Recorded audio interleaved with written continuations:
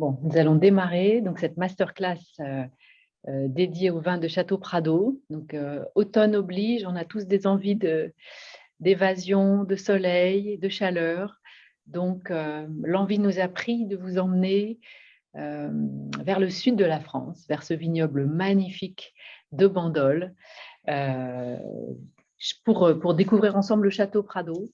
Et nous avons avec nous Étienne Portalis, à qui je vais demander d'ouvrir sa vidéo pour que nous puissions tous vous saluer, Étienne. Voilà, bonsoir Étienne. Bonsoir à tous. Étienne, votre propriété, vous représentez la 9e génération, une propriété historique de l'appellation Bandol. La Revue du vin de France dit que vous êtes même un monument de l'appellation, et puis historique à bien des titres, avec cet aïeul extrêmement renommé, puisque c'est lui qui a contribué à l'écriture du Code civil. Donc, vous avez une illustre lignée maintenant que vous incarnez dans votre vignoble. On vous écoute pour nous présenter, nous dresser le portrait de votre magnifique domaine de Bandol du Château Prado. Merci, déjà merci de me donner l'opportunité de faire cette dégustation. Je suis ravi. Je suis ravi de faire ça avec vous aussi, puisque ça fait, on a bien travaillé ensemble cette année. C'est vrai que le confinement a aidé à ce genre de développement, mais voilà, une façon pour nous aussi au domaine de vous remercier de ce travail-là. Donc, vous avez déjà fait une petite présentation très, très rapide, mais je ne vais pas rajouter grand-chose. Donc, le domaine, c'est dans la famille, donc depuis la famille Portalis, depuis 1752. Donc, date à laquelle ce fameux Jean-Étienne Marie Portalis en hérite. Il en hérite de sa grand-mère maternelle. Donc, c'est un domaine qui en lui-même est bien plus vieux que ça, puisque les premières pierres de la bâtisse dans laquelle on vinifie aujourd'hui sont entre vraiment tout début du XVIIe siècle, 1620-1630. On a aussi tous des oliviers dans le domaine qui ont entre 700 et 1000 ans, à peu près tous. Donc, c'est une vieille dame qui vit toujours très, très bien. Et j'aime bien utiliser le mot vieille dame, enfin dame plutôt, parce que vieille c'est toujours un peu péjoratif, parce que le Château Prado, ça a été longtemps l'histoire d'homme, et c'est devenu une histoire de femme à partir de la Seconde Guerre mondiale, quand mon arrière-arrière-grand-mère et sa fille sont descendues de Paris, qui était sous occupation, et qui sont prises d'amour pour ce domaine-là, et qui ont développé le vin, en fait, vraiment, la vigne, et qui ont contribué en moins de 2 ans, puisqu'elles sont arrivées en 1939, et elles ont contribué à la création de l'appellation Bandol en 1941. Donc, c'était vraiment le renouveau viticole du domaine est arrivé d'abord par ces dames, et ensuite, mon papa en 1982, mon frère en 2007 et moi-même en 2010. Tout à fait. Alors, comme on peut le voir sur ces cartes, l'appellation de Bandol, elle est assez étendue et très variée en termes d'exposition, d'orientation, de proximité avec la mer Méditerranée, d'altitude aussi, de vent, de sol. Est-ce que vous pouvez nous en dire un petit peu plus sur les spécificités de votre vignoble? Donc, alors nous, le vignoble de Château Prado, il a une grosse particularité, enfin, il en a beaucoup. Mais à Bandol, ce qui est assez intéressant, c'est que souvent, c'est des vignobles assez morcelés. Nous, on a un vignoble qui est d'un seul tenant,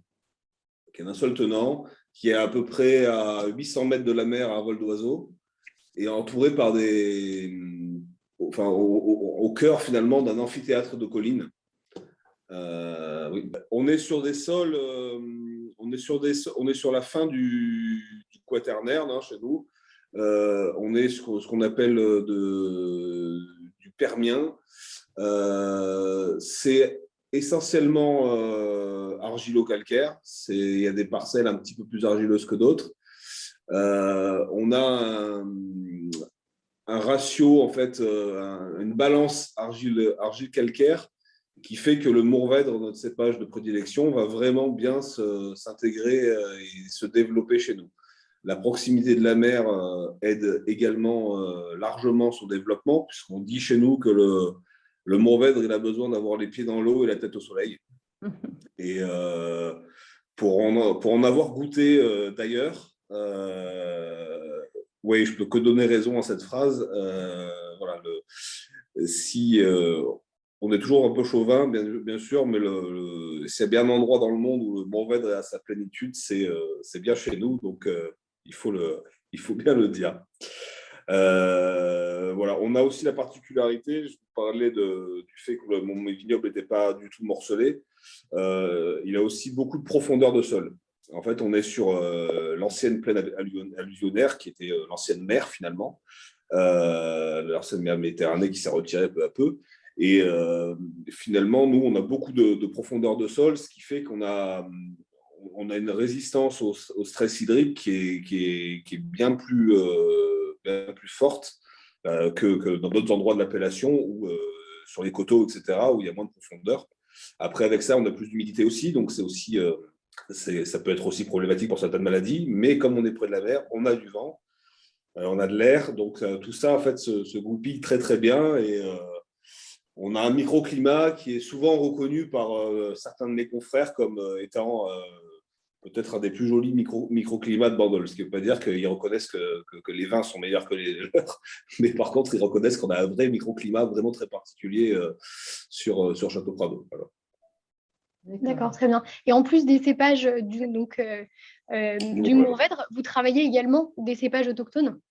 Oui, alors je travaille le grenache de moins en moins.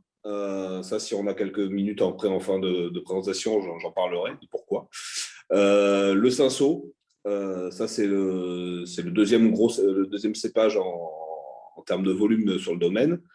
Ensuite, on a le carignan, on en a un petit peu, mais pas sur les bandoles. On a un petit peu de counoise aussi, ça c'est un vieux cépage de Provence qu'on est en train de réhabiliter. Alors, il n'avait pas tout à fait disparu, puisque Châteauneuf-du-Pape l'utilise encore un petit peu.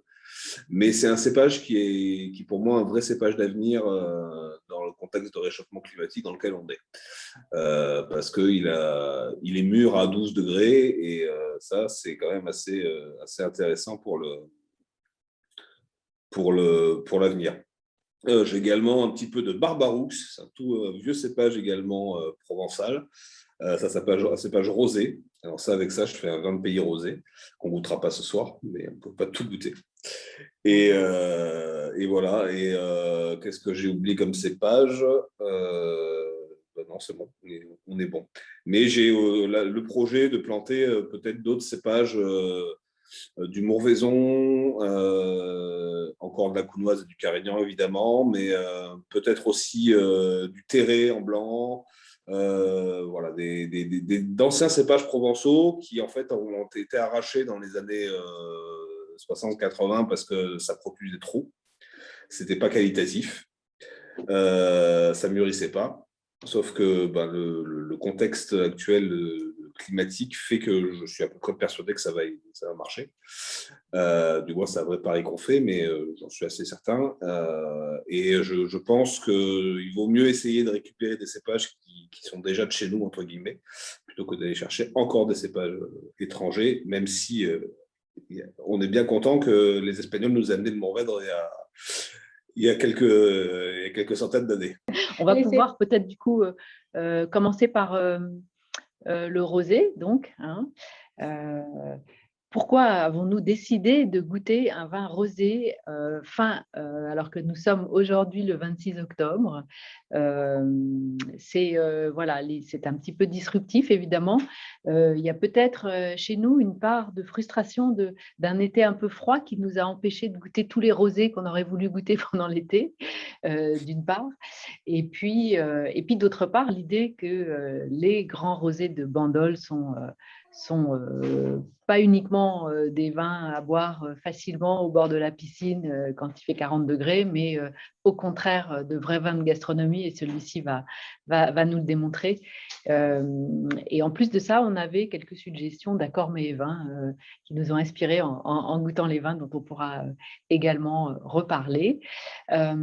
Donc, je pense que vous avez tous versé ce rosé dans vos verres. On va pouvoir le goûter. Étienne, peut-être vous pouvez nous dire un petit peu comment vous travaillez, justement en termes de cépage, est-ce que les choses évoluent pour vous?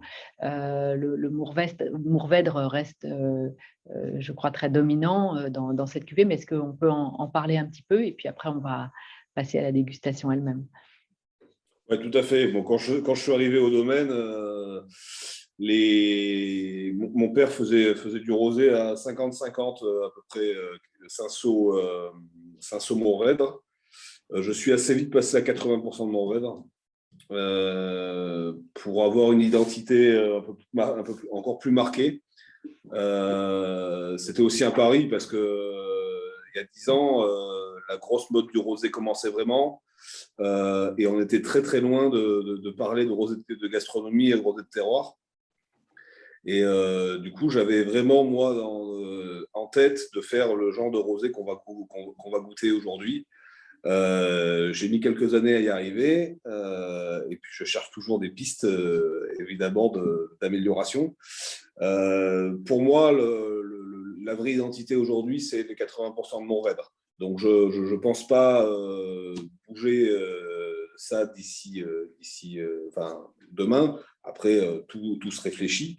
Il faut aussi, dans ces rosés, au début, j'étais parti en me disant, à Bordeaux, on avait un peu ça dans la tête, que le rosé est un sous-produit, entre guillemets, du rouge. On faisait du rosé, tant que les vignes n'étaient pas suffisamment mûres, suffisamment grandes, suffisamment vieilles, etc. Et après, on faisait du rouge.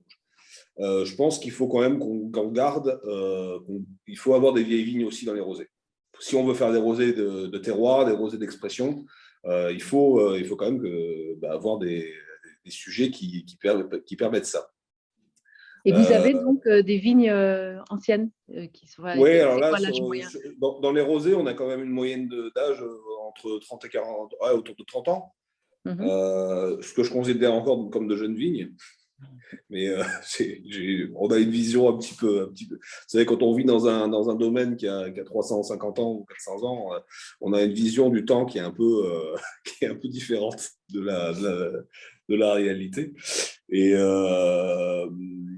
oui, voilà, sur les rouges, c'est pareil, c'est une quarantaine d'années sans problème, quoi.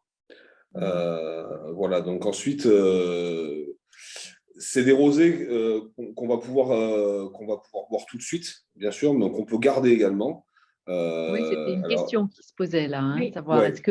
est-ce qu'on peut les vôtres, on peut les garder? On va parler de la dégustation. Ouais. Et puis, est-ce que vous-même, vous en conservez pour justement suivre l'évolution, comme ça peut être le cas dans certains domaines? On peut goûter des rosés parfois qui ont 20, 30, plus de 30 ans, et c'est très intéressant.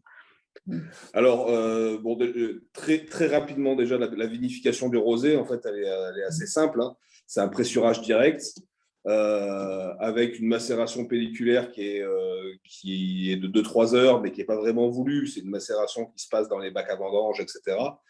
On a un débourbage au bout de 24 heures et qui n'est pas non plus à froid, comme à 4 degrés, comme ça se fait aujourd'hui. C'est autour de 14-15 degrés. Et ensuite, directement après le débourbage, on laisse la fermentation démarrer toute seule, levure indigène. On va juste contrôler un petit peu la température pour pas que certains arômes cuisent avec la chaleur, on va dire. Et puis, on sait très bien que quand une fermentation commence trop fort et que ça chauffe trop vite, elle peut s'arrêter. Donc nous, voilà, on aime bien contrôler ça. On a des fermentations assez rapides. Et ensuite, on travaille beaucoup les lits. Voilà. Je vois la question. Non, on n'érafle pas le rosé non plus. On n'érafle quasiment rien ici, un tout petit peu le lys, on va en parler. Mais le rosé n'est pas éraflé. Et en termes de contenant, est-ce que vous travaillez dans quel type de contenant? Alors, les rosés sont en général débourbés en cuve béton. Alors, c'est des cuves béton, c'est des cuves en fait en pierre, hein, elles sont du 19e siècle. Elles sont revêtues ciment. Tout est ancien chez vous. Hein, oui, tout est ancien. C'est formidable. Mais en fait, du coup, dans ces cuves-là, il y a une vraie atmosphère bactérienne et levurienne. Il y a une empreinte, il y a vraiment une patte, en fait. Hein, c'est assez impressionnant. j'étais assez anxieux au début de faire de la levure indigène et en fait, c'est encore plus facile que d'inoculer. Donc, Ouais, il y a voilà. une logique en fait à rester en levure indigène. Et Oui, au niveau de l'élevage, du coup, il y avait des personnes qui demandaient justement comment se passait l'élevage du rosé. alors le rosé, il est, à part une année où j'ai fait un petit peu d'élevage en bois, Oui, sinon il est élevé en cuve soit béton, soit brotite, donc c'est de l'acier émaillé. d'accord. J'ai vu une question passer sur les lits aussi. Alors les lits, en fait, on les remue, on les remue alors soit à la main avec un bâton, avec une chaîne, quand c'est des petites cuves, soit à la pompe, comme on peut. Enfin, mais ça, on fait ça en général 1 mois, 2 mois d'élevage sur lit. Sur cette cuvée-là. Après, j'ai une cuvée où je fais 1 an d'élevage sur lit, mais on ne la goûtera pas ce soir, malheureusement. Mais voilà. Peut-être on goûte. Oui, on va goûter, effectivement. La robe est vraiment d'une jolie couleur saumon. C'est ce qui nous a inspiré le choix des fleurs que nous avons mis sur cette table Exactement. pour vous. Parce que justement, c'est un petit peu la rose ancienne, le côté, voilà, les roses de fin d'été. Hein, Effectivement, on est pile dans la saison.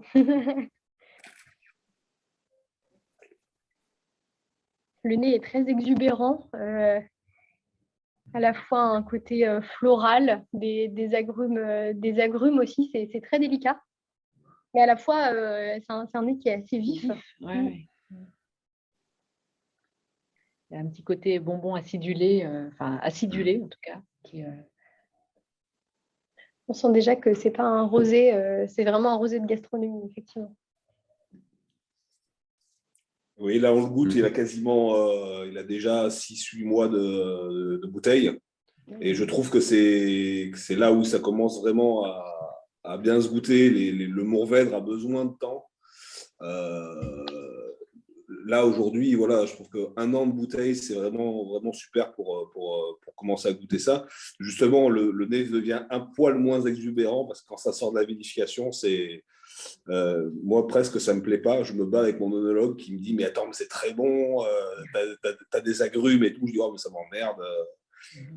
Vivement que ça parte en bouteille et qu'on le planque un petit peu pour que ça s'agisse en fait et qu'on sente un peu toute la complexité parce que quand on a un arôme trop volatile, trop exubérant, trop puissant, on en oublie un petit peu ce qui reste, ce qu'il y a à côté. Là, moi, je trouve qu'on a des côtés curcuma, des côtés un peu indiens, en fait, assez marrant.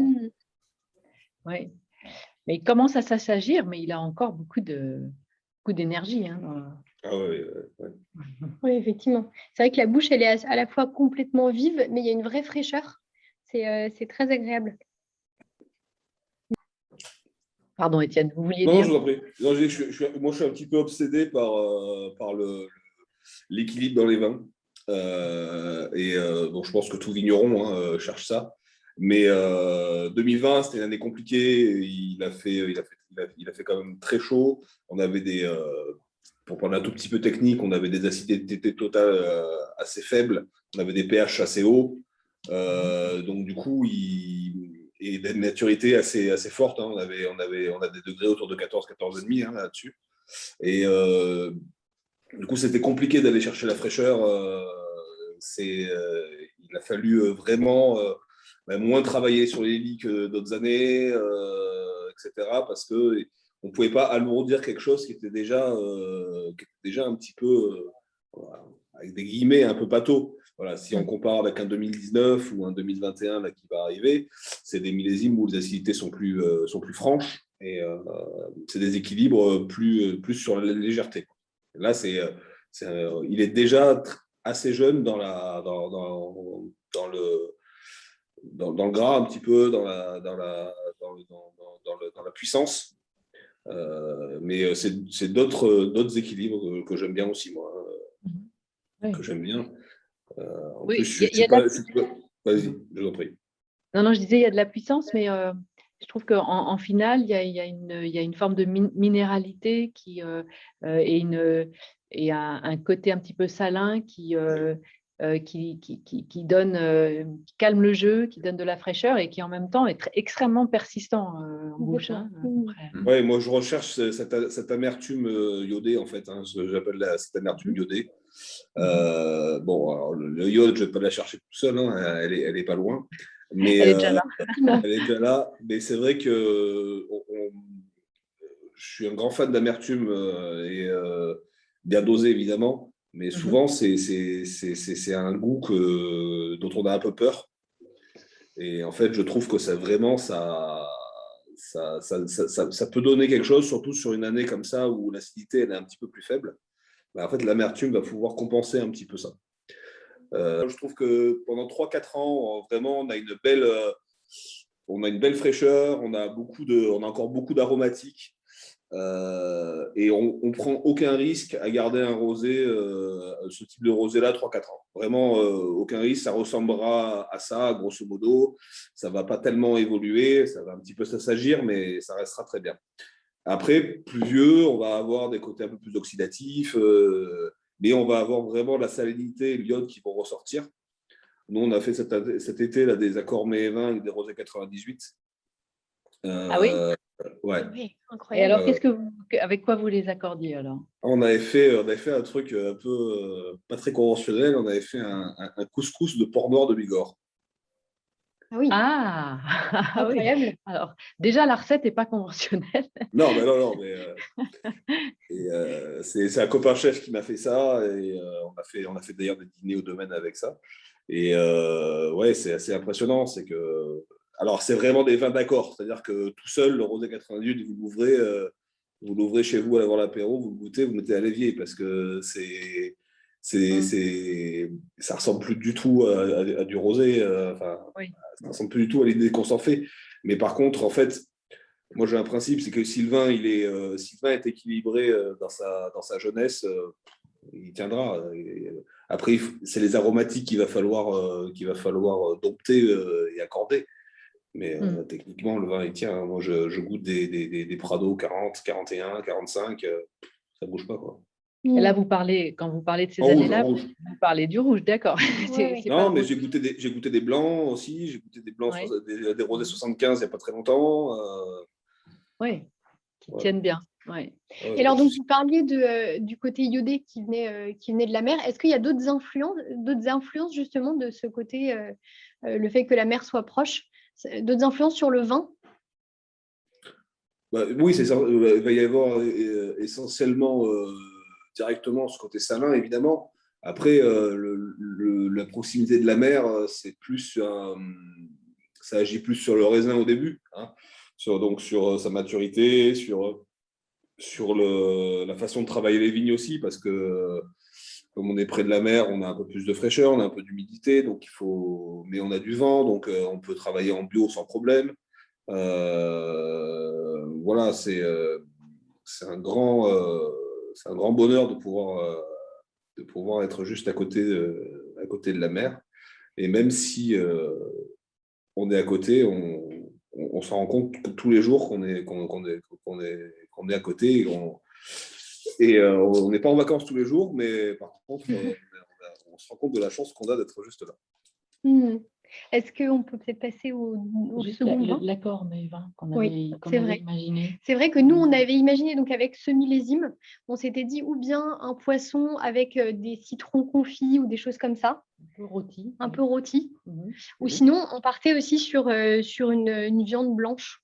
Une viande Avec des blanche, mais champignons. automne oblige, on avait assez envie de l'accompagner de girolles et voilà, parce on est encore, évidemment, c'est un vin a priori d'été, mais je trouve que il apporte la démonstration quand même avec son côté très charnu, très généreux, il peut tout à fait être apprécié aussi à cette saison. Est-ce que ça vous arrive d'en boire à cette saison ou est-ce que vous-même Ah vous oui, les oui. réservez plus pour… Moi, j'en bois très peu l'été. très peu Ah oui. l'été. Ah, c'est Ouais. intéressant ça. Et pourquoi? Parce qu'il fait trop chaud chez nous. Enfin, si on boit du rosé toute la journée, on est torpillé, hein. Non, blague à part. C'est vrai que en fait, j'en bois aussi l'été évidemment, mais j'en bois toute l'année. Nous, à Noël, on les sort sur les foie gras. Hein. Les rosés un peu vieux, on les met sur les foie gras. Hein. Ah, intéressant aussi. Ça, Ben, on n'a pas de blanc, donc oui. le rosé, c'est un peu notre. C'est votre blanc, notre en fait. blanc. Mais voilà, il ne faut pas hésiter aussi avec tout ce qui est plat de cuisine du monde, entre guillemets, voilà, toutes les plats, voilà, plats du Maghreb, plats indiens, tout ça, avec un peu avec du curry, du curcuma. Tout ça, ça se marie très, très bien avec ces rosés-là. Quelqu'un dit jamais déguster un rosé à 14 degrés. C'est nouveau et sympa. En bouche, l'attaque est ronde, évidemment. Oui, il est très généreux. Oui, effectivement. Est-ce qu'on passe au deuxième vin et ensuite on parlera peut-être aussi justement de la façon dont vous, une fois qu'on aura dégusté le deuxième vin, la façon dont vous travaillez dans les vignes. Alors, je vous laisse peut-être présenter donc la cuvée L'Hélice 2016 qu'on a la chance de déguster ce soir. Le Lys 2016 avec peut-être aussi une explication sur le choix du millésime en fait. Pourquoi 2016 qu'est-ce qui vous a amené et comment sont élevés, gardés, puis commercialisés vos vins, vos différentes cuvées. C'est intéressant. Oui, alors le Lys, c'est une création assez nouvelle. Le premier millésime du Lys, c'était 2010. C'était une idée de mon frère et puis de moi également et d'une personne qui travaillait avec nous à l'époque, qui était d'élargir un petit peu la gamme. Et au début, l'idée était de faire un second vin. Et moi, je ne voulais pas faire un second vin de post-assemblage, de dire voilà, les cuves les plus légères ou les moins sympas, on les mettra dans le Lys et on fera un autre assemblage pour le Château Prado. J'ai vraiment décidé de faire une sélection parcellaire de vignes un peu plus jeunes, de vignes qui avaient peut-être des sols un peu plus profonds, donc une concentration un peu en dessous, pour faire un vin voilà, un peu plus frais, un peu plus tendu, qui puisse boire assez facilement dans la jeunesse, qu'on pourra garder sans problème. Voilà un peu la jeunesse du Lys. Le Lys, il est éraflé en partie. Alors sur 2016, ça doit être 2 tiers d'éraflage et 1 tiers de non éraflé. C'est un assemblage Mourvèdre 85% et 15% de Cinsault et Grenache. Je ne sais plus du tout la proportion des deux autres, mais je mets tout ensemble. En plus, c'est une vinification, c'est une vendange d'un seul jour. C'est tout vendangé le même jour. La cuvaison est relativement courte. C'est une cuvaison de 3 semaines à peu près. En cuve béton, levure indigène, ça évidemment. Et après, derrière, on va avoir un élevage en bois entre 24 et 25 mois, 24-26 mois, donc un peu plus de 2 ans. Sachant que pour faire du bandol, il faut faire 18 mois de bois obligatoirement. Donc ça, on fait 24 sur cette cuvée-là. Et après, je la garde soit en bouteille, soit en cuve. Je la commercialise en général quand elle a 4 ans à peu près. En général, je commercialise le même millésime de Lys que le millésime de Prado. Voilà. Sachant que c'est un vin, par contre, qui a beaucoup moins d'élevage. Et dans l'esprit, j'aimerais bien mettre en bouteille les Lys un peu plus tôt. Voilà. Mais c'est une cuvée qui a été, je ne vais pas vous cacher, un peu longue à mettre en place. Et on avait un peu sous-estimé le fait du poids de la nouveauté par rapport quand on a un domaine un peu très traditionnel comme le nôtre. Et en plus, on avait fait un choix d'étiquette à l'époque qui était très différent de ça et qui a un peu choqué les gens, enfin choqué. Voilà, ils ne retrouvaient pas forcément le Prado et donc du coup, c'était un peu difficile. Et du coup, cette rotation de vendre le même millésime de Lys que de Prado, c'est fait un peu comme ça.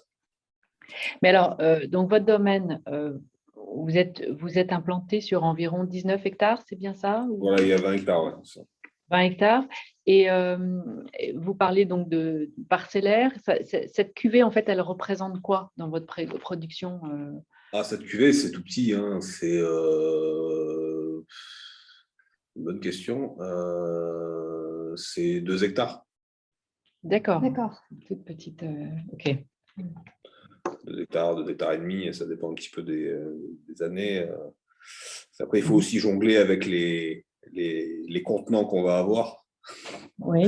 Nous, on n'a pas de. Je travaille très peu en chapeau flottant, donc du coup, il faut réfléchir à dans quoi on va élever tout ça après derrière. Donc, 10 hectos, je ne sais pas quoi en faire parce que j'ai pas de foudre de 10 hectos. Donc, comme je ne suis pas fan du tout de la barrique, écoute, je n'ai pas la place de mettre 15 barriques chez moi. C'est plus facile de rentrer un foudre que de rentrer des barriques. Hein. Ça prend moins de place à foudre. Bien sûr. On passe à la dégustation. On passe à la dégustation, oui. La couleur est bien intense, en tout cas, c'est assez dense, assez foncé déjà la robe. Ça nous donne une indication, je pense, sur la dégustation. Très lumineuse. Oui.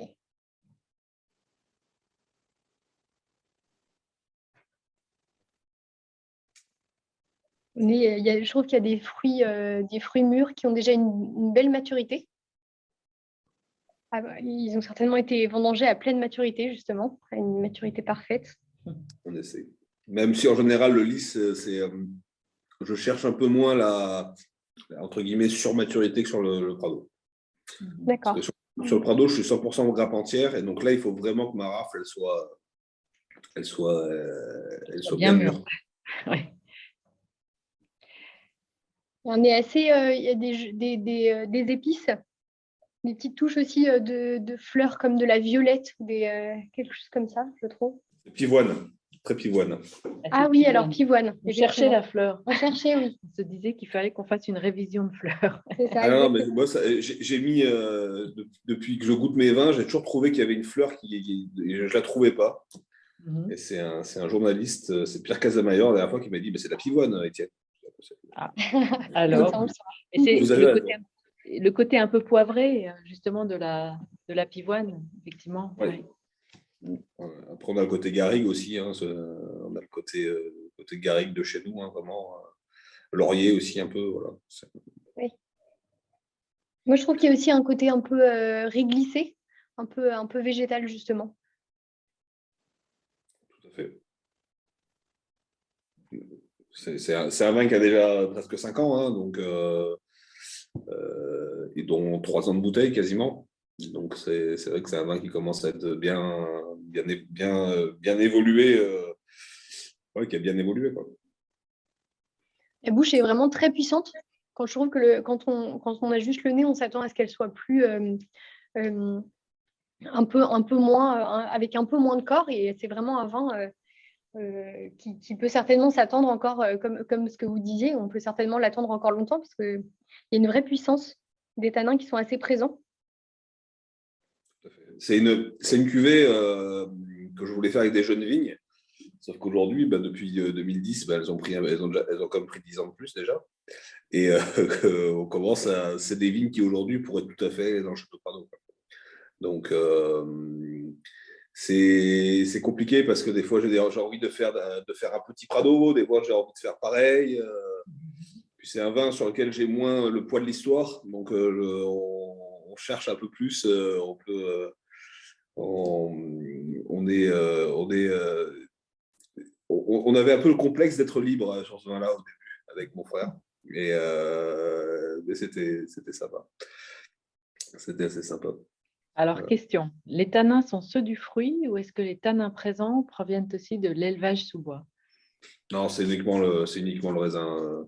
Les bois qu'on utilise sont des bois majoritairement, surtout en 2016, c'est des bois plutôt vieux. Là, c'est un foudre sur 2016, c'est un foudre de 34 hectos, plus une barrique ou deux, mais c'est un foudre de 34 hectos qui était c'est un foudre de 99, donc c'est quelque chose, il donne plus du tout de bois. Oui. Voilà. Après, sur cette cuvée-là, en 2018, j'ai fait 100% de bois neuf parce que j'ai rentré des bois et qu'on faut les passer. Et on a eu des millésimes un peu compliqués, nous, en 2012, 2013, 2014, même 2018, où du coup, on avait des maturités compliquées à avoir, donc des tanins un peu légers, un peu fuyants. Et je pense que, même si si mon père m'entendait, il ne serait pas content, mais je pense que le bois neuf, de temps en temps, peut donner un coup de main. Voilà. Peut vraiment donner un coup de main en assemblage. Et j'ai découvert, là, depuis 2018, le jeu d'assembler avec les différents âges de bois, et c'est assez intéressant aussi. D'accord. On sent. Qu'est-ce que vous en pensez? Là, c'est un vin que vous suggérez de déguster à quel moment? Est-ce qu'il faut encore l'attendre? Il y a une structure tannique qui est quand même encore assez présente. Est-ce qu'elle va se fondre? Est-ce qu'il faut attendre, je ne sais pas, 1 an, 18 mois Parce qu'il est déjà très agréable à goûter, hein, mais on sent quand même qu'il en a encore sous le pied, si j'ose dire. Ouais. Qu'est-ce que vous recommandez? Alors, commercialement parlant, j'ai envie de dire qu'il faut le boire tout de suite parce qu'il faut bien le vendre. Mais blague à part, non, oui, 1 an ou 2, c'est 2 ans de plus, ça serait pas mal. Après, ça, si vous buvez ça avec un pot-au-feu, quelque chose d'un peu gras, etc., en fait, les tanins qui sont un petit peu présents là, en fait, vont venir casser ce gras-là. Et ça va être ça va rafraîchir quelque part votre pot-au-feu, votre poté. Donc ça, moi, je bois ça en général. Là, c'est les lys. Ouais, j'aime bien boire ça sur tous les plats d'hiver qui sont quand même bien un peu gras. Et je trouve que ça va vraiment bien avec. Ouais. Oui, c'est effectivement, nous, on avait imaginé attaquer la saison du gibier et de faire quelque chose d'assez d'assez puissant en face. Il a besoin de. Il lui faut du répondant à ce vin. D'ailleurs, il y avait un commentaire. Auquel vous avez partiellement Tout à fait répondu, répondu, effectivement. oui. Ouais, complètement. Ah, On n'est pas typiquement sur un vin qui a besoin d'être associé avec un mets pour que le gras et le sel équilibrent. Oui, ça, clairement. C'est pas des vins à fromage, par contre. Enfin, c'est des vins à peu de fromage possible. Alors, il faut un peu sortir de ce truc rouge au fromage. Avec les rouges sudistes, ça ne marche pas tant que ça. Oui, Voilà. Oui, ça cogne. Ça cogne. Donc, en fait, ça fait ça. Ouais, Et du coup, ça n'aide ni l'un ni l'autre en général. Tout à fait. Voilà. Et là, donc, à boire donc, à partir de 2023, comme demande un participant, et jusqu'à quand? Alors, pendant 50 ans, 60 ans, 100 ans? Alors, j'en sais rien. Je vais être très honnête, je ne sais pas, parce que c'est une cuvée un peu nouvelle pour nous. Ça fait 10 ans, mais pour l'instant, oui, on n'est pas encore tombé sur un lys 2010 qui était fatigué. Hein, donc, on peut y aller. Mon père a fait, il y a quelques années, une cuvée qui s'appelait l'Enclos des Prados. Donc, le lys, c'est un petit peu son petit frère. L'Enclos, il l'a fait que 2-3 ans. Il a fait de 95 à 97, je crois. Et on goûte ça encore. Et pour le coup, c'est des vignes qui avaient 8 ans. Et ben, aujourd'hui, c'est pas mort, quoi. Donc, c'est pas grandiose, mais on sent que les vignes ont manqué de pouvoir concentrationnel. Mais par contre, ouais, il n'y a pas de souci. On peut y aller. Moi, clairement, c'est pas un vin que je conseille de garder des dizaines d'années, quoi. C'est pas fait pour. Par contre, si vous oubliez des bouteilles dans la cave, c'est pas dramatique. Le conseil, c'est d'en ouvrir une chaque année. Et puis l'avantage, c'est que si vous en avez déjà 12, la personne qui a envoyé un message, il y en a aussi en vente chez Ideal Wine. Donc, vous avez votre solution. Et alors, si on revient un petit peu sur vos vignes, donc vous êtes actuellement en conversion biologique, c'est ça? Ouais, c'est du papier, hein, c'est juste de la paperasse, D'accord. puisque on est en bio en fait depuis toujours, puisque mon père n'a jamais utilisé de produits de synthèse. Il traitait tout soufre et cuivre, un peu trop de cuivre pour moi d'ailleurs. C'était une autre génération, c'était des bio un peu systématiques, on va dire, mais c'était parce que les conseillers étaient comme ça, hein, les gens qui conseillaient des vignerons Ils disaient, voilà, il faut mettre tant de kilos de cuivre par hectare, et les vignerons, ils faisaient ça. Moi, quand je suis arrivé, on s'est un peu frité avec mon père là-dessus. Il disait, mais ça va jamais marcher, ça va jamais marcher. Aujourd'hui, je suis à 500 grammes de cuivre par hectare par an.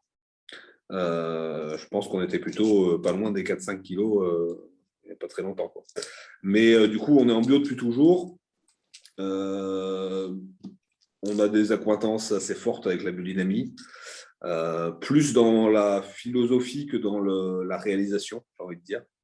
Puisque, Alors, bon, il y a ça se concrétise comment, alors, la philosophie? Non, la philosophie, pour moi, de la biodynamie, c'est de se dire qu'il y a un environnement et que, en fait, tout va interagir sur tout. Et il ne faut pas voir la vigne uniquement comme la plante pour laquelle tout doit aller. C'est-à-dire que elle ne doit pas être hégémonique sur l'environnement dans lequel elle est. Et c'est vraiment ça, c'est-à-dire qu'elle doit aussi apporter quelque chose aux autres. Voilà. La vigne, c'est une plante assez dure, hein, parce qu'elle pompe quand même toutes les richesses du sol qu'il y a autour d'elle. Et en fait, l'idée de la biodynamie, moi, comme je vois les choses, c'est plutôt de créer un environnement très équilibré et un peu osmotique entre tous les composants de cet environnement-là. Et j'inscris le vigneron complètement là-dedans, quoi. Alors qu'on doit un peu vivre avec au milieu de ses vignes et dans son... voilà, il ne faut pas qu'il y ait un des éléments de cet environnement-là qui soit complètement dominant et hégémonique. Voilà. C'est un peu philosophique, ce que je vous dis, mais alors concrètement, c'est compliqué à expliquer comment ça se met en place. Mais ça se traduit par beaucoup d'écoute, beaucoup d'observations. Voilà, c'est écouter, regarder avant d'agir, quoi. Voilà. Ne pas travailler de façon systématique. Ça, c'est vraiment la première chose. Ensuite, on a toujours travaillé, nous, avec les influences lunaires, etc. Voilà, mais de là à dire que je suis en biodynamie, non. Déjà, ça m'emmerde presque d'être en conversion parce que j'aime pas avoir de label. Donc, puisque le label Bandol en lui-même est déjà assez costaud. Donc, oui. Ouais. Justement, est-ce qu'au niveau des vendanges, c'est des vendanges bien sûr qui sont manuelles c'est le cas sur l'appellation en général ou Ah oui, c'est obligatoire. Ouais. D'accord, oui, très bien. Ok. C'est même pas que la machine est interdite, c'est que la vendange manuelle est obligatoire. Ok, très bien. Alors, on va peut-être passer au vin. Oui, effectivement, parce que l'heure tourne. À notre troisième vin. Alors, le Château Prado, la grande cuvée. Effectivement, on a la chance de déguster le 2015. Est-ce que vous voulez nous en parler un petit peu de la façon dont il est vinifié et élevé? Alors ça, c'est facile. Tout est facile. C'est vendange, donc grappe entière. C'est mis en cuve tout de suite. Il va y avoir, donc sur 2015, c'est à partir de cette année-là où j'ai commencé à faire des cuvaisons longues. Je fais quasiment 2 mois de macération en cuve béton. Donc ça veut dire que quand on vendange grosso modo jusqu'au 10 octobre, on décuve en décembre, quoi, à peu près. Voilà, on va avoir derrière, on va avoir donc les fermentations qui se passent dans les cuves béton. La malolactique se passe aussi en cuve béton, en général sous marc, si possible. Moi, j'aime bien, j'ai pas peur de ça. Ça fait flipper tous mes confrères, mais moi, j'aime bien. Levure indigène, évidemment. Et une fois qu'on a fini nos fermentations, on part en élevage en bois. Donc, c'est des foudres, principalement des vieux foudres. mais qu'on renouvelle petit à petit là, depuis quelques années. Une question sous-mare, ça veut dire, oui, sous-mare, ça veut dire qu'on va faire les fermentations en phase liquide et solide. C'est-à-dire qu'on va on va aller rester très longtemps avec les deux phases. Souvent, la fermentation malolactique se fait dans la majorité des cas en phase uniquement liquide, donc après décuvage. Voilà. Donc, l'élevage va durer 4 ans sur le Prado. C'est vraiment notre marque de fabrique, ça. Enfin, il n'y a pas que ça, mais ça, en général, c'est ce que les gens retiennent. Pourquoi on est arrivé à faire ça honnêtement, je ne sais pas vraiment. Je pense qu'à l'époque, ma grand-mère ne savait pas vendre du vin et qu'on avait du stock qui s'accumulait. Et que finalement, il y a eu un roulement qui s'est fait là-dessus sur 4 ans. Aujourd'hui, par contre, quand la façon dont on a travaillé les vignes, qu'on a de vinifier, etc., tout ça, ça prend en compte le fait qu'on va les laisser 4 ans.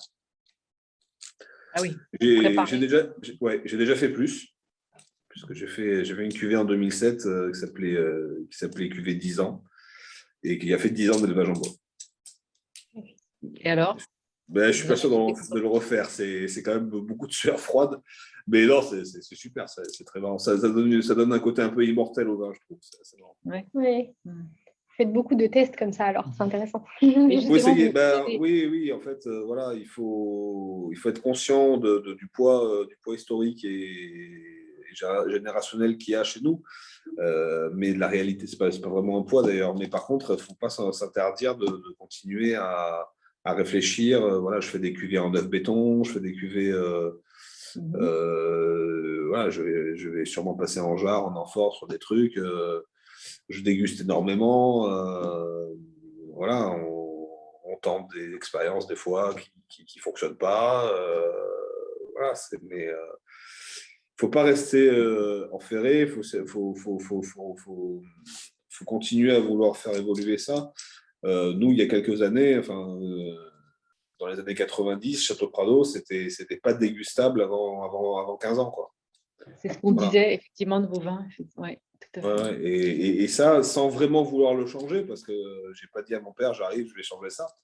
Et ça s'est fait parce que, techniquement, on pourra en parler des heures de comment on peut arriver à faire ça, mais l'idée qu'on a, nous, à Prado, c'est qu'on fait des vins qui vont se garder. Ça, c'est clair et net. Et après, il y a plusieurs façons d'y accéder et d'y arriver à ça. Et je pense que ça n'empêche pas d'avoir un vin qu'on peut déguster jeune, tout en disant que son apogée, elle sera un peu plus tardive, quoi. Elle sera dans 5 ans.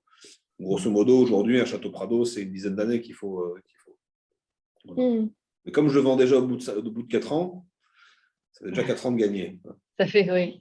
Et c'est vrai que nous aussi, nous avons été frappés comme la personne qui se cache derrière le pseudo d'Héloïse, c'est que en fait, ce vin semble plus abordable aujourd'hui en termes de tanin que le lys. Et effectivement, la question, c'est quoi comment expliquez-vous cette différence? Alors, je vais répondre par une image. Quand on était sur les bancs de l'école et qu'on devait apprendre une poésie, si on essaye de l'apprendre tout de suite en un bloc, on peut la ressortir, mais on ne se souviendra pas. Parce qu'on a essayé d'apprendre trop vite. Et quelque part, le lys, c'est un vin qui est fait, je n'ai pas dit qu'il est fait trop vite, mais le Prado est fait beaucoup plus lentement. Et en fait, il a beaucoup plus le temps d'assimiler tout ça. Et c'est pour ça qu'en fait, il paraît plus fondu, etc. Les tanins paraissent moins puissants, alors que finalement, il y a beaucoup plus de tanins. Analytiquement parlant, c'est le jour et la nuit. Hein. On a une idée, on est sur des indices de polyphénol totaux, on est autour de 80 sur le lys, qui est déjà beaucoup, et on est à 120, 130 sur les Prado, quoi. C'est pas perceptible, effectivement. Voilà. Et bois ancien, oui, monsieur, oui. Ancien et nouveau, donc vous nous renouvelez. Mais alors, pas en 2015, pas en 2015. Ouais. Ah, mais là, oui, j'ai aussi commencé à intégrer du bois plus récent dans le Prado, parce que n'y a pas de raison que ce soit que le lys qui en profite. Mais alors, vous avez, quand vous mettez dans du bois neuf, forcément, le vin marque sur cette partie-là. Et après, Oui. enfin, comment ça se passe au niveau de Oui, l'assemblage? en À fait, quel c'est moment ça. vous C'est faites la première fois que j'ai mis du bois neuf dans le Prado, c'est sur les 2016. C'est un peu arithmétique, mais il y a 2 tiers du volume qui ont passé 1 an sur les 4 en bois neuf. D'accord. Au 2 tiers, oui, final, c'est une grosse proportion alors, en fait. un tiers, pardon. Ah non, un tiers, d'accord. Ouais, Ah un oui. tiers du volume qui a fait 1 an de bois neuf sur les 4 ans. Donc, en fait, faudrait calculer combien ça fait en bois neuf exactement, mais ça fait pas bon. C'est un bon problème d'arithmétique pour, pour les Effectivement. enfants, C'est pour vrai les enfants de que vignerons. la bouche, elle est assez puissante, il y a du corps, mais comme vous dites, les tanins sont plus intégrés, certainement plus, un peu plus fins. Plus La délicat. finale est plus ronde aussi sur ce vin. Et c'est vrai que du coup, en termes d'accord mets et vins, on assortirait plutôt ce vin avec une viande rouge, une très bonne viande rouge, peut-être braisée ou quelque chose comme ça, mais quelque chose d'assez naturel, avec très peu de sauce, des choses comme ça, pour justement qu'on sente bien tous les arômes de ce vin. Oui, tout à fait. Alors, nous, on est en train d'essayer de travailler aussi avec mes confrères de Bandol sur les accords mets et vins, parce que avant, on disait dope de sanglier, gigot de chevreuil, etc. Alors, sauf qu'aujourd'hui, bon, c'est compliqué. On ne mange pas ça tous les jours. Pas notre quotidien, c'est vrai. Enfin, moi, un peu trop, mais oui. Mais par contre, voilà, on travaille sur certains poissons. Le thon, par exemple, c'est Ouais. assez. Ça marche très bien avec la viande rouge, surtout quand on le fait un peu mi-cuit, là, en tataki, etc. Ça marche bien. On a fait il n'y a pas longtemps un 2014 avec un tataki de thon rouge, évidemment, salade haricots verts et framboises. Et crème d'anchois. C'était vraiment, vraiment, vraiment top. Et ça marche très, très, très bien. L'anchois, ça marche super bien. Moi, je trouve que l'anchois, ça marche vachement bien. J'ai pas envie de dire de faire d'accord avec une pizza, mais si vous avez une pizza aux anchois, ça peut le faire, quoi. Voilà, ça marche. Voilà, la pissaladière chez nous, qui est la pizza vraiment typique du Sud, ça marche très bien, le rouge avec. Il n'y a pas de souci. Hein. Le chocolat après fonctionne bien. Des plats épicés, comme demande un des participants, Guillaume? Ouais, alors, il faut que ce soit relevé. Relevé, c'est clair. Épicé, pas plus. Enfin, voilà, en plus, moi, j'ai du mal parce que je ne suis pas un grand fan de piment, de choses comme ça.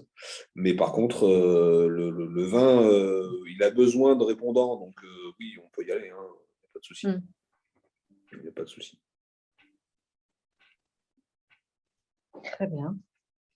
Parfait. Est-ce qu'il y a des questions? Est-ce que certains d'entre vous souhaitent poser des questions à Étienne ou commenter, prendre la parole effectivement prendre la parole et ouvrir votre micro si vous avez encore quelques questions à poser. C'est le moment, on n'aura pas…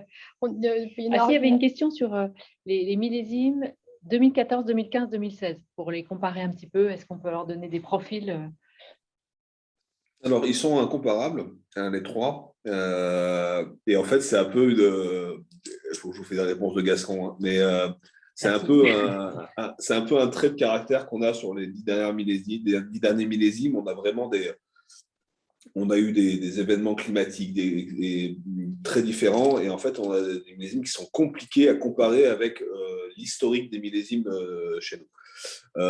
2015, c'est le millésime le plus typique de Prado.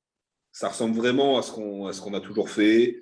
En termes de climatologie, c'était aussi très, très normal, on va dire, pour nous. Donc, en fait, aujourd'hui, dans les 3 millésimes, c'est si vous achetez un vin à votre papa ou votre grand-père qui buvait du Prado avant, sur 2015, il va s'y retrouver sans problème. C'est avec C'est un un côté un peu classique. plus… Voilà, c'est un classique. Mhm. 2016, c'est un petit peu plus enjôleur parce que c'était une année plus solaire. Je trouve qu'on a gardé beaucoup de fruits. C'est parfois même, j'ai des copains qui me disent mais pourquoi tu veux qu'on le garde? Ça se boit super bien maintenant. Il y a beaucoup de puissance, mais c'est pour les gens qui aiment les vins un peu puissants, un peu voilà les Matirans, les choses comme ça. Le 2016 leur plaît beaucoup et en plus il a un côté fruits rouges qui est très très sympa. Mhm. Et le 2014, alors c'est une millésime, je pense que ça a été le millésime le plus dur de ma jeune vie de vigneron. Millésime où il pleuvait sans arrêt. Sans arrêt, sans arrêt, notamment au moment des vendanges. Je crois, je ne peux pas dire une bêtise, mais je crois qu'on a pris 220 mm pendant les vendanges ou quelque chose comme ça. Et régulièrement. Et on a eu des attaques de maladies, on avait la fameuse drosophile qui est arrivée, qui s'appelait Ah oui. la Mhm. Suzuki. Voilà. Ça, en 2014, on l'a eu. On avait je me rappelle la dernière parcelle qu'on a vendangée, les vendangeurs avaient de la boue jusqu'à mi-cuisse. Oui, effectivement. Et on sentait la pourriture gagner. C'était un truc de fou. J'avais l'impression de voir, comme dans une bande dessinée ou dans un dessin animé, la pourriture arriver. C'était assez dingue. Et de fait, on a du coup une maturité qui était moins poussée. On avait un côté un peu de dilution. Et c'est vraiment l'élevage qui a vraiment aidé ce vin À à, rattraper les choses. à rattraper. Donc, c'est un millésime très atypique pour Prado parce que c'est assez léger, ça se boit très vite, ça se boit beaucoup plus facilement. Et vous en avez eu moins aussi, du coup, vous avez eu des Non, pertes? vraiment, on avait beaucoup. C'est le Non, problème. vous avez. Ouais. On a eu de la perte, mais comme en fait, il a plu toute l'année, ça produisait comme ça ne pouvait plus. Quoi. Donc, Ah oui. Ouais, ouais. Mhm. mais les bennes arrivaient au domaine au niveau des cuves, on ouvrait les bennes, on laissait couler tout le jus par terre. Quoi. Parce qu'il il y avait trop d'eau. Ah oui. Ah oui. On vendangeait à la Et bourguignonne, quoi. On vendangeait en ciré. Enfin, ça, moi, ça ne m'est jamais arrivé à Prado. Hein. C'était… si vous dites ça à une bourguignonne, hein, attention. Hein. Exactement. Oui, mais j'ai rien contre les bourguignons. J'ai travaillé en Ah bah, Bourgogne. j'espère. Mais Très cette bien. année, ça a été une année aussi particulière quand même, notamment au moment des vendanges. Comment ça s'est passé? Alors, j'ai mon voisin qui est du domaine de la chrétienne dit toujours chaque année est particulière et celle-ci en est une. Et il a raison, c'est bon, c'est un petit trait d'humour, mais cette année, ouais, c'est encore ce que je vous disais tout à l'heure, c'est que là, depuis 10 ans, vraiment, c'est du grand n'importe quoi. On ne sait plus à quel sens se vouer. On a perdu un peu nos repères. Je pense que la vigne a perdu un peu ses repères aussi. Avec ces accidents climatiques qu'on se prend. Nous, on a pris 2 fois la grêle en 10 ans, on ne l'avait jamais pris. On Ouais. a gelé, on a failli geler l'année dernière. Là, cette année à Bandol, il y a des gens qui ont gelé. Alors, c'est des choses qui Ouais, n'arrivaient pas. j'ai jamais vu. Jamais vu. On a eu un automne très sec. On a eu très peu d'eau. Hein. On est sur 300 mm d'eau à peu près sur l'année. Nous, chez nous, c'est plutôt 600, 650. Quoi. Voilà, donc, mais avec ça, je sors d'une réunion technique, on parlait de ça, et c'est ça qui est assez hallucinant, c'est que la vigne, elle s'en est sortie. Quoi. Elle Ouais. s'en est sortie. Ça donne des équilibres très différents parce que du coup, on a pour la première fois, je vous parle un tout petit peu technique, il y a 2 types de maturité dans le raisin, en fait. Et ce qu'on appelle la maturité technologique et la maturité phénolique. Voilà. Certains disent maturité industrielle. Moi, j'appelle ça la maturité phénolique. Et souvent, enfin, depuis très longtemps chez nous, au moins dans le sud, on avait la maturité technologique, c'est-à-dire le sucre, qui était bien en avance par rapport à la maturité phénolique. Ça me permet un petit pont sur le grenache. Le grenache, pour nous, à Bandol, aujourd'hui, il monte à 15, 16, 17 degrés, comme à Châteauneuf-du-Pape d'ailleurs, mais la maturité phénolique, elle n'y est pas. Cette année, c'était l'inverse. On avait la maturité phénolique alors qu'on avait 11 degrés, 11 degrés 5. Du coup, finalement, il a fallu quand même un petit peu plus de degrés, mais on va arriver sur un millésime. Moi, je pense que je vais être entre 12,8 et 13,2, quoi. Et donc, on va avec des belles acidités. Donc, mon père m'a dit, Il n'a pas beaucoup dégusté pendant les vendanges cette année, mais il m'a dit j'ai l'impression de revivre 92, 97, 96. Voilà, ces années-là, avec des petits degrés, alors qu'on a vendangé quand même jusqu'au 7 octobre. On était les derniers quasiment à Bordeaux à vendanger. Ça, c'est habituel, par contre. Et moi, c'est un millésime qui me plaît bien. En plus, ça s'est bien passé. Les vendanges sont bien passées, la cave s'est super bien passée. Comparé à l'année dernière où c'était l'horreur, tendinite, entorse, tout le Bataclan, et du coup c'était plus difficile et j'ai eu du mal à me faire une idée du millésime 2020 réellement parce que c'était tellement douloureux dans la cave que c'était pas évident. Même si mon équipe a très bien travaillé aussi, mais 2021 c'est un millésime qui me plaît bien. Ça manque de volume en termes de quantité, mais par contre c'est un millésime qui me plaît vraiment bien. C'est compliqué de reprendre un domaine, de vouloir marquer son empreinte dans un domaine aussi historique. Comment est-ce que vous gérez cette complexité? Oui, je pense que je vois presque plus facile de reprendre après mon père, mais au bout de déjà 8 générations avant lui, enfin avec lui, que juste reprendre la création si c'est lui qui l'avait créé toute pièce. Parce poids de l'histoire, le poids de la tradition Oui, parce qu'en fait, on se voit, nous, lui comme moi, on se considère vraiment comme un maillon d'une chaîne on espère qu'elle va continuer d'ailleurs, mais à la fois, ça peut être pénible, surtout quand on débarque avec beaucoup d'idées, jeune ingénieur viticole. En plus, c'est mes parents qui m'ont appelé en me disant on revient tout de suite parce qu'on a besoin de toi. Donc, on arrive un peu avec le costume de super-héros, sauveur, etc. On veut un peu tout changer. On veut faire le chef. En plus, moi, j'ai toujours voulu être le chef, donc je suis tout petit, etc. Et du coup, voilà, mais quelque part, mon père, c'est quelqu'un avec qui je m'entends bien. Alors, dans les faits, quand on nous voit, ça gueule beaucoup, mais par contre, voilà, il est là un peu en garde-fou aussi sur des choses. Et puis, il n'est pas inquiet parce que même si les vins ont un peu évolué, si les façons de travailler, elles changent aussi, il n'est pas inquiet parce que le domaine, je l'ai là, quoi. Hein. Je l'ai vraiment j'ai dans le cœur, j'ai dans la tête, j'ai dans les mains. Et c'était ça sa principale préoccupation, c'était ça, en fait. Et si on a ce domaine dans le sang, on fera toujours du vin qui ressemble à ce domaine-là, il n'y a pas de souci. Bravo, en tout cas. On ira sans problème. C'est une très, très belle dégustation et c'est passionnant de comparer ces trois vins. Complètement. D'avoir une très belle approche de ces vins. Donc, effectivement, on peut retrouver effectivement sur Ideal Wine. Merci beaucoup, Étienne. Merci une bonne soirée. Merci beaucoup. À bientôt. C'est une bonne soirée aussi. Très bonne soirée à tous.